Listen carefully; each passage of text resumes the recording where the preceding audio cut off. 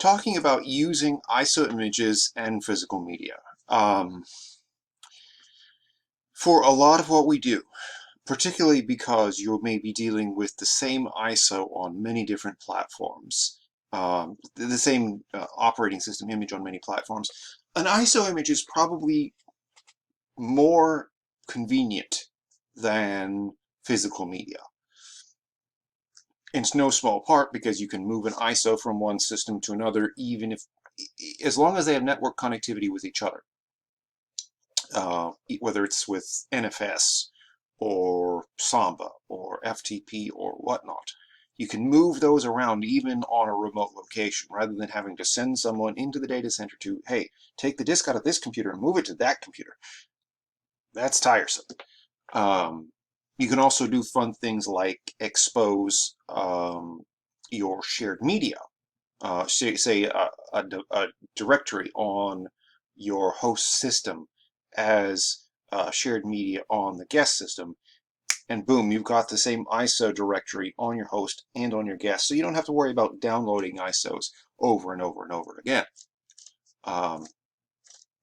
So whether it's all across the network or on a host computer, now if worst comes to worst, and if you're spinning this thing up from scratch, and you don't have the ISO you need, but you have the disk you need, you can actually use a physical disk. Now, there are some differences between Gen 1 and Gen 2 disks. With a Gen 1 VM in Hyper-V, it's always going to include that DVD drive on its IDE controller, because it's going to make some assumptions about the age of the physical architecture, shall we say, of the target of the simulated platform. Gen 2 doesn't have, will not set up a virtual DVD drive if you choose install operating system later.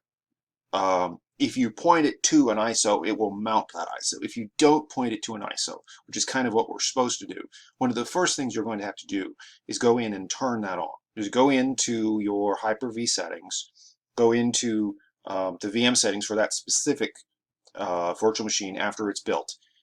Go into your SCSI controller, choose DVD, click Add. Now you could also add that new optical drive as a new SCSI controller. But either way, it'll work. Whether it's the same SCSI controller or a separate SCSI controller makes no real difference, as far as I can tell. Now, there is an activity in the book, starting about on page 219 of the Dead Tree edition, activity 5.5, installing, let's see if I can get this, there, where, probably you can't read that anyway. Activity 5.5, installing a Windows Server 2016 as a guest OS. There are no surprises here. It's more or less the same process you've used already. Setting up, actually, if you've been in the server course, you've done this already, but not in Hyper-V. Once you set up the guest OS in Hyper-V, once you set up the virtual machine in Hyper-V and you kick it off, it's all the same process.